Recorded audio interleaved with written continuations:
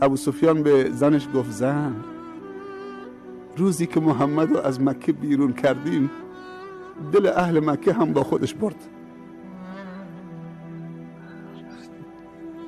زنش بهش گفت مرد، بعد از 21 سال مبارزه من میبینم که اسلام از کانال دل وارد میشه، دل رو تسخیر میکنم.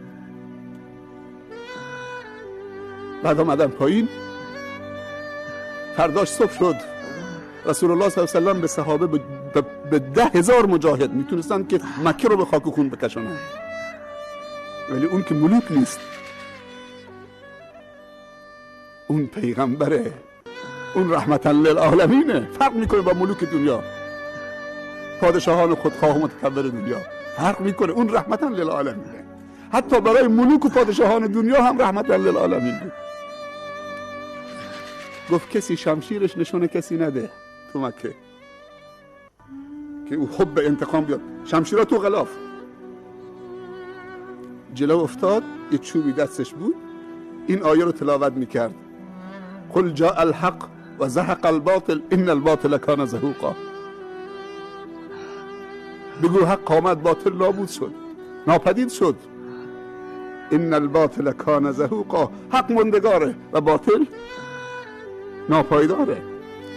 بعد وارد شد، رفت با همون چوبی که دستش بود فکر جاهلی رو سرنگون کرد، اونجا بت‌ها رو سرنگون کرد. بت یعنی چی؟ یعنی افکاری که تبدیل به بت شده بود در درونشون، بعد تبدیل به سنگ شده بود.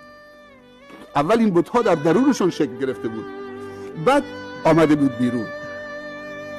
بعد میزد تو شکم بت‌ها، سرنگونشون میکرد و میگفت قل جاء الحق و زهق الباطل ان الباطل کان زهوقا. بعد رفت روی پله بالا ایستاد، خطبه خوند، سخنرانی کرد، موعظه کرد. حالا اهل مکه همه ایستادن. سکوت فرمان شد، گفت یا معشر قریش ما تظنون انی فاعل بكم اليوم. شما چی گمان میکنی درباره من 10,000 نفر همراهشا؟ امروز من چه کار میکنم در حق شما، در برابر شما؟ یک نفر بلند شد از وسط از کفار، گفت اخون کریم و ابن اخ کریم. سبحان الله، 21 سال با او جنگیدن، بیرونش کردن، ولی اونو میشناسن، میگن اخون کریم و ابن اخ کریم.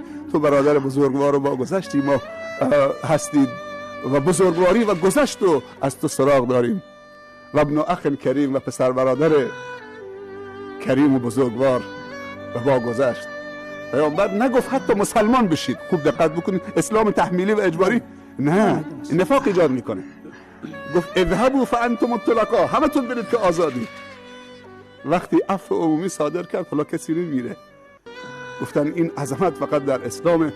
همه اونجا رو به قبله علم و ادب و اخلاق و بزرگواری ایستادن و گفتن این اخلاق زمینی نیست، این اخلاق بالاست. اشهد ان لا اله الا الله و اشهد انک رسول الله.